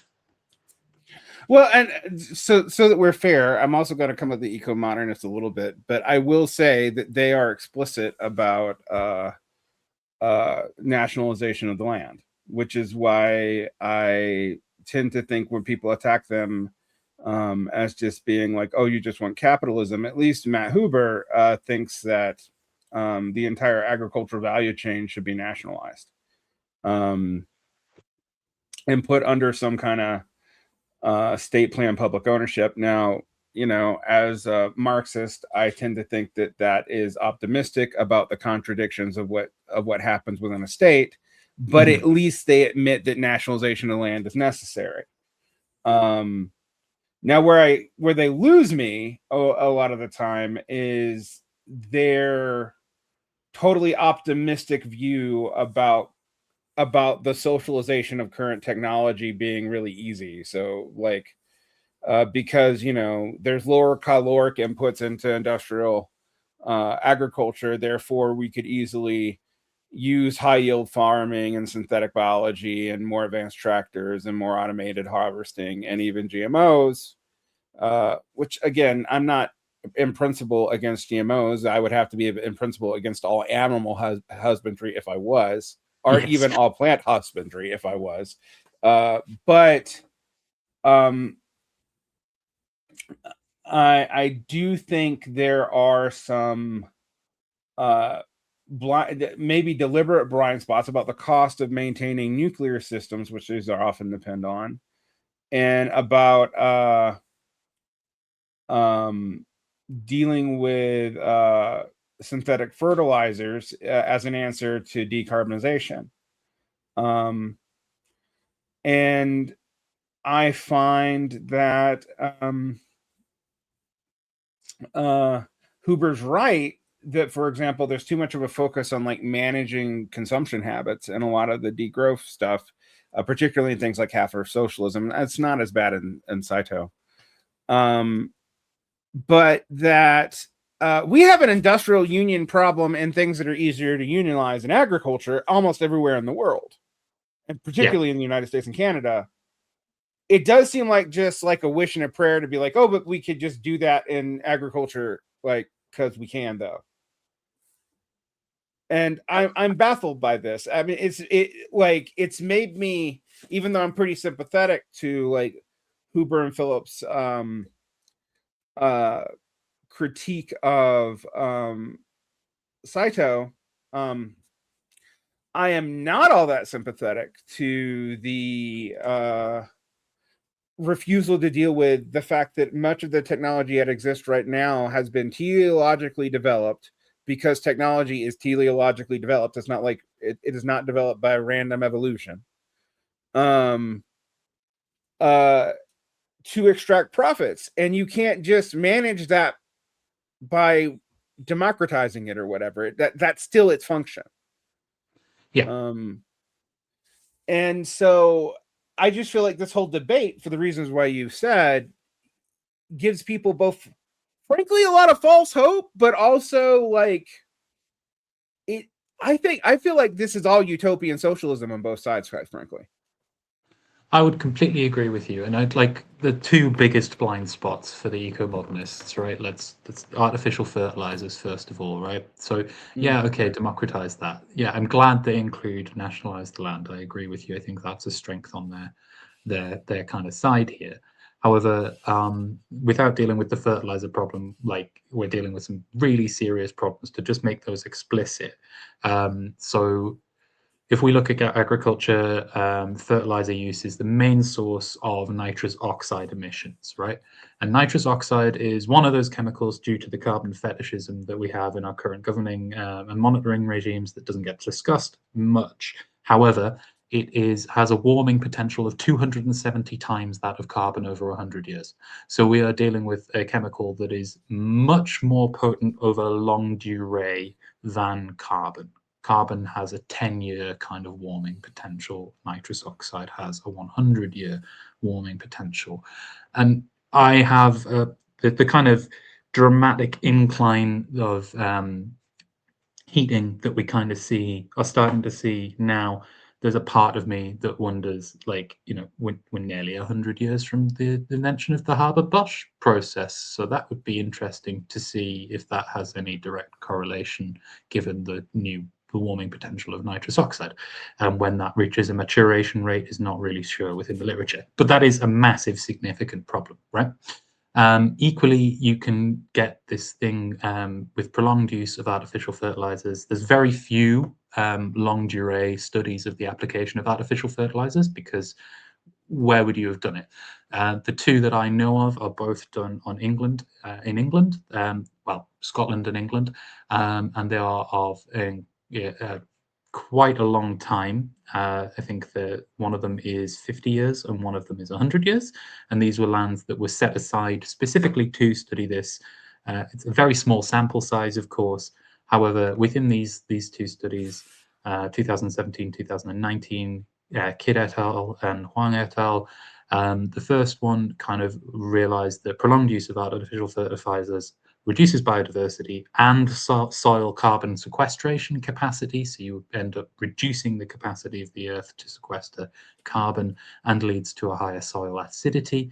More than this, and more importantly, the second study found that it disrupts interactions between soil-dwelling organisms. So not necessarily kills them, but disturbs the way they interact, because the plants start to look for nutrients on the surface of the soil rather than forming relationships with fungi or soil-dwelling organisms such as microbial species in order to guarantee their nutrient intake. They start to just look for it on the surface because that's where the fertilizer goes. And that leads to a situation where you've got a mass die-off of fungi and microbial species, as they're unable to form the relationships from which they actually draw their survival, and leaves plants exposed to heat stress, which seemed quite significant in a warming world. And so the idea that democratizing these things can lead to like a resolution is utopian, as you say. Equally, the other big one, which I think the other big kind of Achilles heel of the eco-modernist argument, is their reliance on things like carbon capture, right?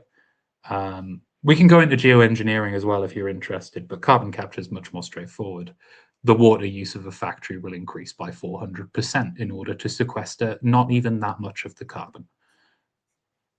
It's not a viable technology in its present form, and if you continue to have this kind of belief that socialism will increase its productivity of technology, which may or may not be true, but often isn't and often is, if depending on where you look on the history and the rationality of the systems that have actually been put in place in real socialist societies. Sometimes technology has developed quite considerably, certain elements of it. Sometimes it really, really hasn't.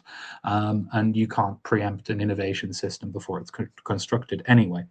But what you can say is you can't therefore suppose that these machines will become much more resource, like use less resources, given that the reason that carbon sequestration uses so much water is because you put it into water. That's how it's sequestered through these machines. You put it into water. So even if it gets more efficient at doing that, it's always going to have more water being used and increase the overall impact of industry, which, as we said at the start of this discussion, is the main source of water use and spoliation on this earth, right?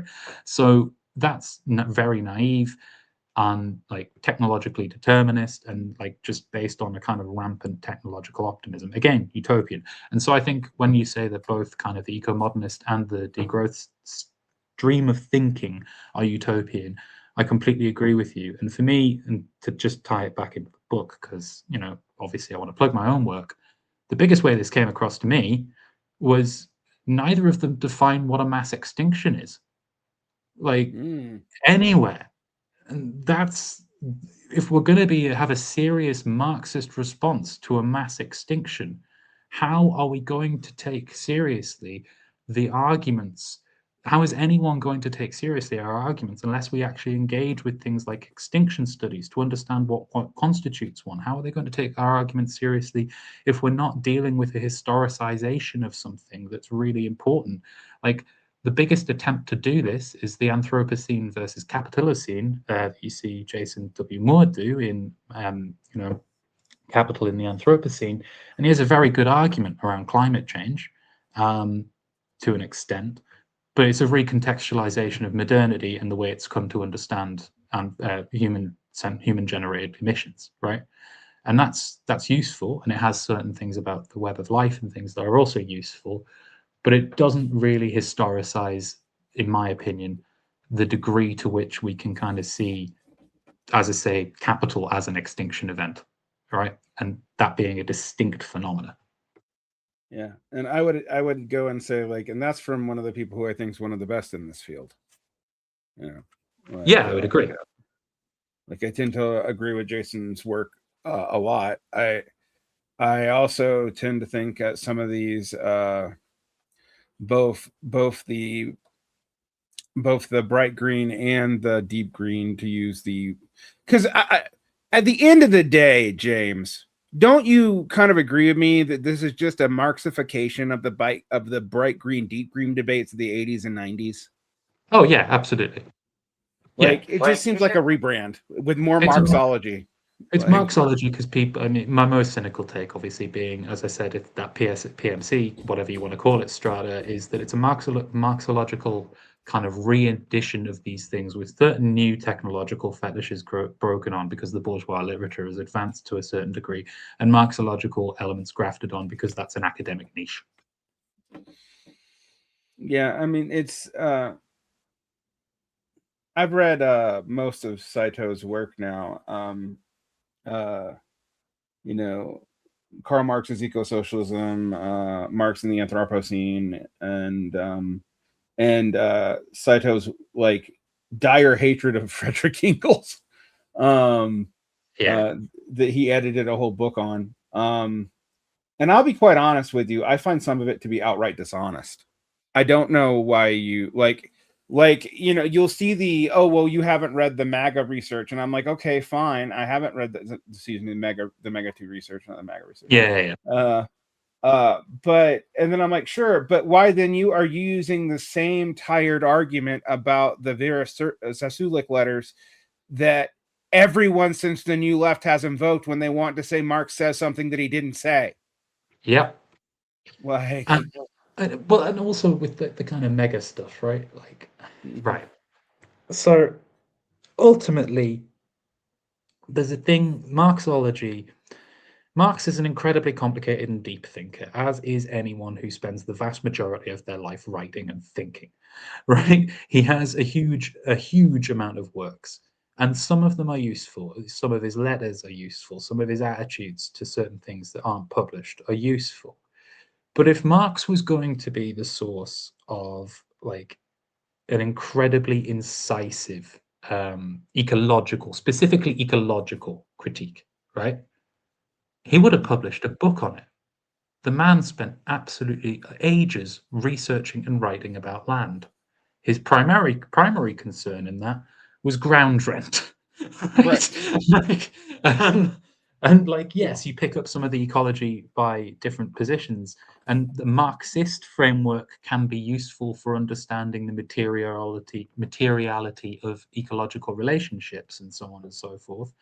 But you should, if you're looking for kind of like an actual ecologist, you should be looking at, like, I don't know, Lewontin and Levins. You should be looking at kind of actual scientists, like Liebig himself, right? Like, this is all in there. And you should probably read, like, naturalism and incorporate that more thoroughly, which, to be fair, some of them do, particularly in the second wave of eco-socialists. Like, I have a lot of problem with Bellamy Foster now, but like when we're talking about, Marx's anthropology, half of that is a Marxological text, but actually more of it is about Darwin, and that's quite interesting and useful, I think. And there's an attempt to integrate a really serious kind of ecological perspective out of Darwin and Darwinism. At risk of being dangerous, what are your critiques of John Bellamy Foster today? I don't understand why the Monthly Review School, and particularly him, have thrown their oar in with degrowth at all. I don't understand it. I think it was a forced position that didn't need to happen. I think that his more recent ecological input, socialism, the rediscovery of nature, has some fascinating elements, but is ultimately an exercise in attempting to green the history of the communist movement for reasons that are inscrutable to me. Then we also have the kind of They're not geopolitical. inscrutable to me, but I'm cynical because I think it's actually it's really about what you're about to say. Yes. And then we have the international shifts, right? Those are the biggest area, and I find the position that the Monthly Review School has taken on imperialism repugnant. I find their attempt to, like, it's one thing being kind of an apologist for capitalist development in various different kind of oppressed nations or in developing nations, right? That's one thing. But there's being an apologist for Russia on the basis that you think it doesn't meet Lenin's 5-part definition of imperialism, despite the fact that Lenin's pamphlet on imperialism is very specifically a popular outline attempting to define an epochal thing, not what constitutes an imperialist nation at any point. Like, that to me is unfathomable and unforgivable, apart from an anti-Americanist politic that makes sense for jaded anti-imperialists to hold, but is not politically programmatic, not politically actionable, and not politically useful.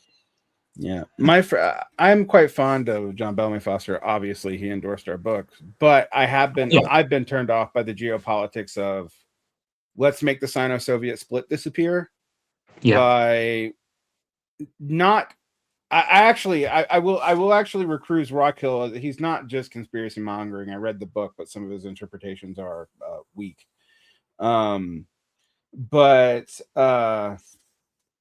like some of the stuff I saw, the monthly review published to support of him and Lacerdo was like laughably problematic and whitewashing of things and the development of Russia and China, and also just kind of pretended that the Sino-Soviet split didn't happen.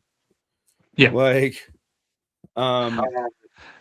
and like, look, I do also think that I am fond of a lot of Bellamy Foster's work, particularly his earlier work in the second wave socialist debates. I also think that his recent treatment on the kind of dialectics of nature debate has some value to it. Although I am of the opinion that the dialectics of nature debate is largely a redundant intellectual exercise. But if I were to take a stance, I think his is one of the more interesting there. And I find a lot of value in certain kind of contributions the Monthly Review School has made over the decades it's been around. But I think that ultimately the recent turns, the degrowth turn, and the kind of as you say, greening of or greenwashing or whitewashing of socialist history is, well, Russian and Chinese history is particularly difficult to take on board in some ways. And as you say, a Sino-Soviet split not existing, and then the more recent kind of front-facing geopolitical positions with regard to certain kind of competitive relationships between different capitalist states in the world are just bizarre to me, and I don't understand the political positioning at all, really. revolutionary defeatism is a problem for these people because it's pretty clear in for example, and Lenin's like contestation with Kautsky over like national liberation in Serbia is all important, but that still does not mean we should side with any of the imperialist powers, including the Russian or the German one. That's real hard for these people to deal with. Like, I think this probably ties into things that you've written about. But yeah, I think the cause for that is like the debate with Lenin and Kautsky, right? Lenin's very aware that he's like organizing a political party that intends to seize power. So revolutionary defeatism means something concrete to him, because it means I can intervene in this and try to get the army to turn. A thing that this section of US-based left-wing monthly review school, etc., would explicitly reject ever planning to do, and have no material kind of infrastructure behind them to attempt to do. These are like, that's why revolutionary defeatism, I think, kind of, again, decontextualizing it and taking it out as a kind of dogmatic response to kind of any kind of imperialist action in the world. Like, no, you need an organization to do that. No, you need an actual political strategy to do that. Yeah, the words revolutionary defeatism are not a strategy. Right. Well, and also they're meaningless for an individual or even a small organization like the Monthly Review to take. Yeah. Like, yeah. Who cares what I think about that? Like, yeah. I mean, maybe my audience does, but again, like as I've said, I have less than zero effect on U.S. foreign policy. Yeah, exactly. And like, if we want to ever build a movement that can influence foreign policy, like, it's not going to happen through grand theoretical recitation of Lenin. No. But particularly when you don't do it well. Yeah. Like, I mean, my other thing is like, it's not like I don't think that if we we found the true core of revolutionary defeatism, everything would be okay, because I don't think that. But I have also been like, but what you guys are saying isn't even revolutionary defeatism. It's defeatism, period. And only one of the powers you're defending is nominally socialist. Yeah. Like, and the thing is with it as well, I think, yeah, that emphasis on it being defeatism, because what I find about all of the modern reinterpretations of Lenin's revolutionary defeatism is that they seem to be less arguing that a military defeat will force the army into revolt, and more that the material impact of a war loss is the only thing that will shake the Western mind from its commodity comatose, right? Like, the U.S. has lost plenty of wars. Yeah. Losing one right now with the revolution? No. Right. I mean, although arguably there are rebellions on military bases and stuff, but the left has literally nothing to say about that. No part of the left does. No. Yeah. Which is, at the very least, a strategic stain. Right. People get really mad at me when I'm like, you should oppose capitalist development, but maybe you should understand the military and how it works. Like, yeah. And that, again, it's because it's filtered through a moralism. Like, I think all of the kind of discussion around the military kind of gets stuck on like whether or not we sympathize with soldiers, and then it comes down to a weird debate around like war crimes or whatever.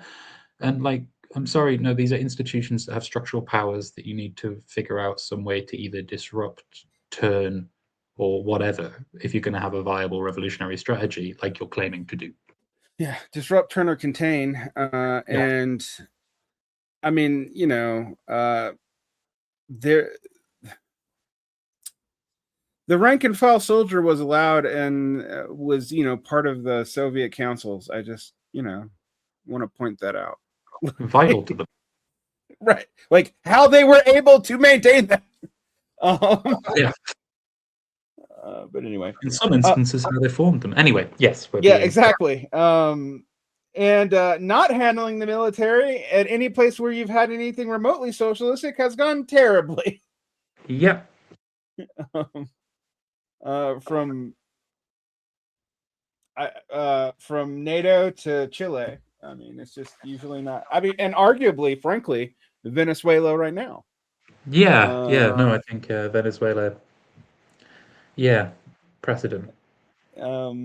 So I mean, it's one of these things where I've been like, one of the most unpopular opinion I have in American leftists is like what Trump pulled off was only possible because because Maduro was basically internally couped. Otherwise, there would have been a way higher death toll.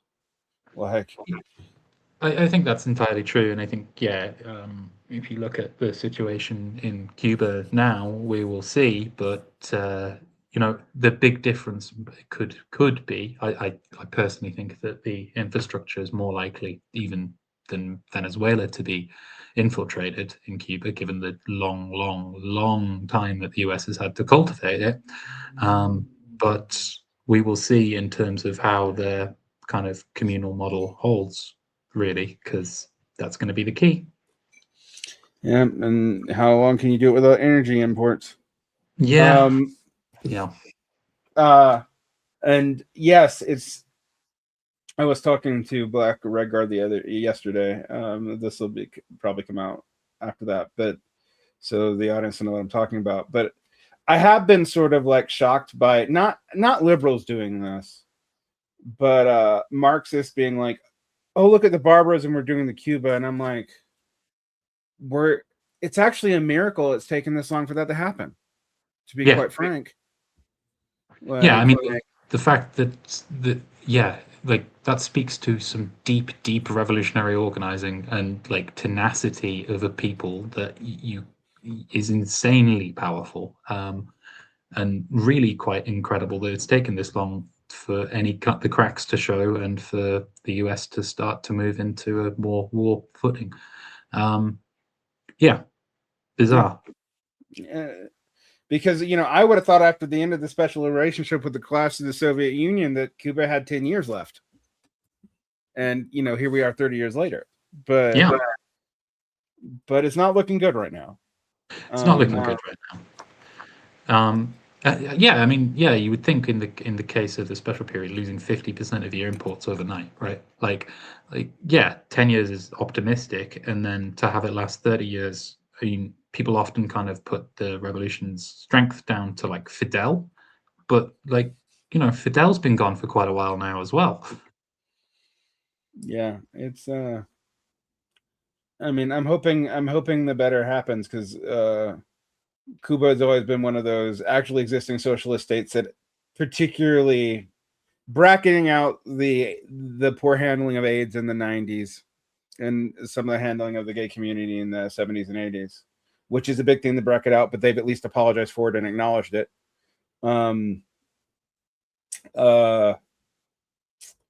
Cuba's a pretty easily defensible, actually existing socialist state, which is not always easy with everybody else. No, and the other thing with the LGBT question, not only apologized for, but like made it a serious state project, since like the National Health Center for sexual health has like a whole like murals for LGBT art in the fucking waiting room now and things like that. Like, this is like Mariela Castro, like obviously that's a political figurehead, but for a Castro daughter to devote her entire political career to supporting the LGBT movements when she's not even part of the LGBT community shows an incredible like presence of mind about past eras as well. Yeah, say more than we have in the United States.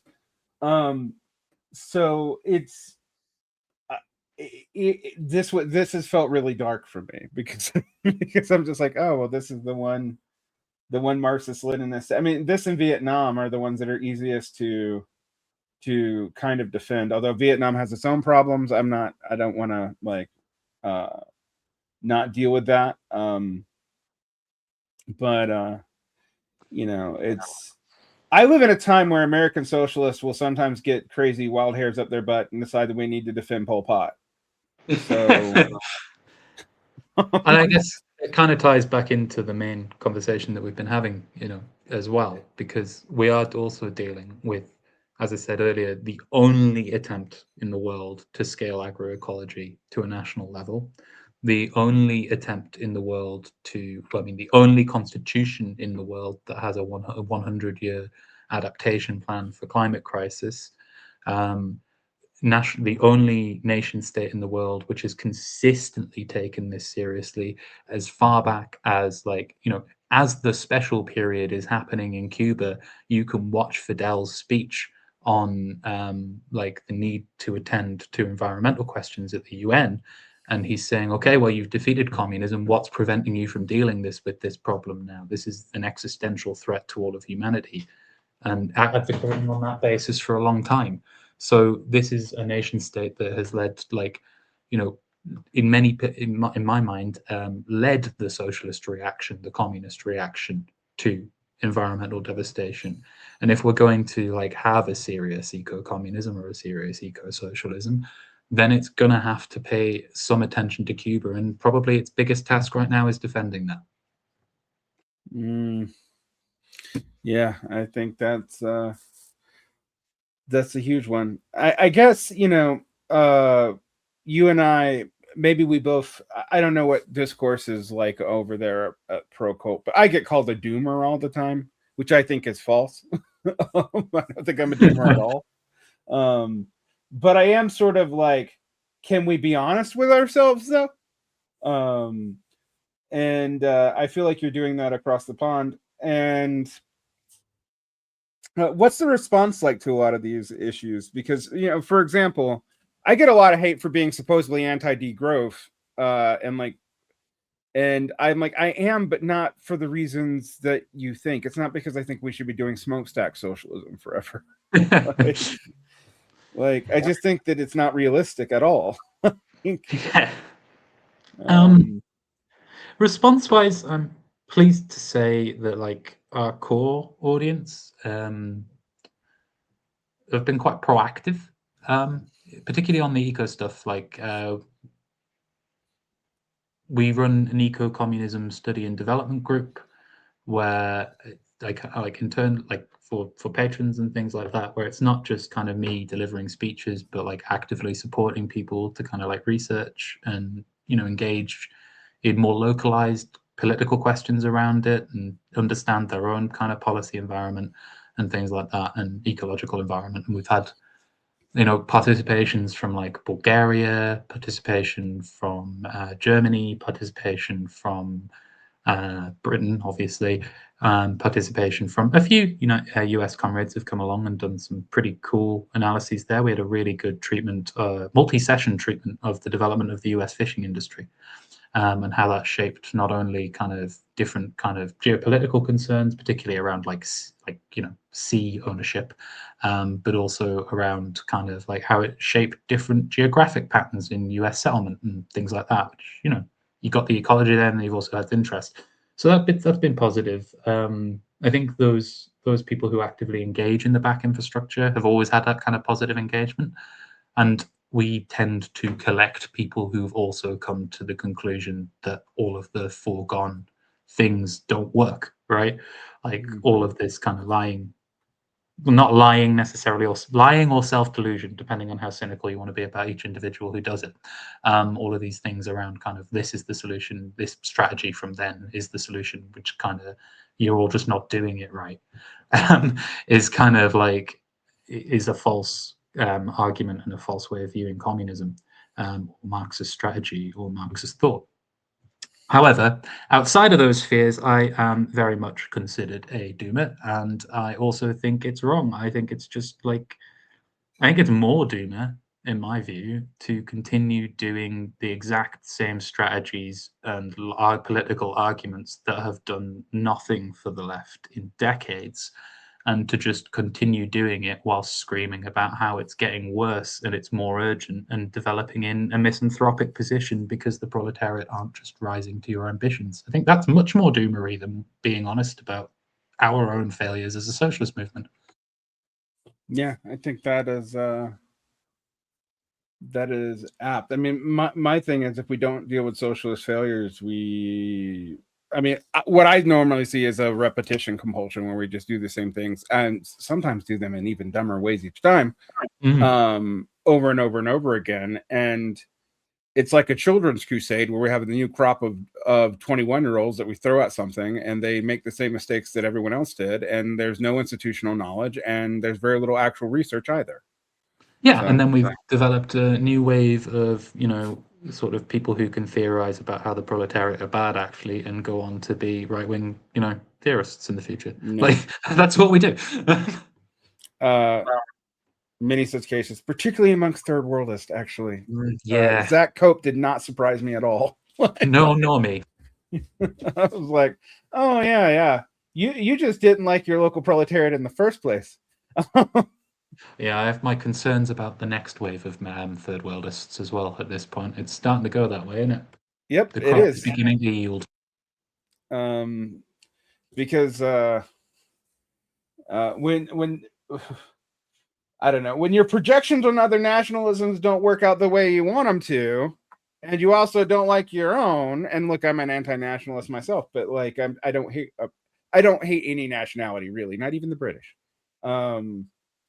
But it's it is it seems like a natural thing. As like, oh well, then the third world doesn't do what I want it to either. It's a factor. I should probably be some kind of weird capitalist reactionary because the world that we have is the only world that we're ever going to get. I mean, it is a logical. I am not saying it is an inevitable chain, but it is a logical chain, unfortunately. Yeah. Anyway, maybe we're being a little kind that it is a logical chain, but it is also sort of like checkmating yourself. Yeah, it is actually. It's not helpful. Well, thank you, James, and of course we'll probably have you back on the show. But we've been talking for 2 hours, so I think we're good here. People should check out your channel and your Patreon, and they should get this book. I mean, it is a great companion, I think, to actually watching the films that it's based off on. But so do that. But it's a nice little book. It's relatively reasonable to get in the States, and you can get PDF copies, I think, for really cheap. So free. PDF is free. Oh yeah, so as in really cheap, as in the electricity it takes to download it. But I bought a hard copy to support you guys. Thank you very much, comrade. Yep. One of the weird things about being a communist educator is having to engage in petit bourgeois peddling and rentierism. Yeah, it's a strange thing. You talk about how decommodification and then end the section with buy my book. On that note, been lovely to be on. Buy my book. Yeah, buy the book. Okay, bye-bye. Take care. Yeah.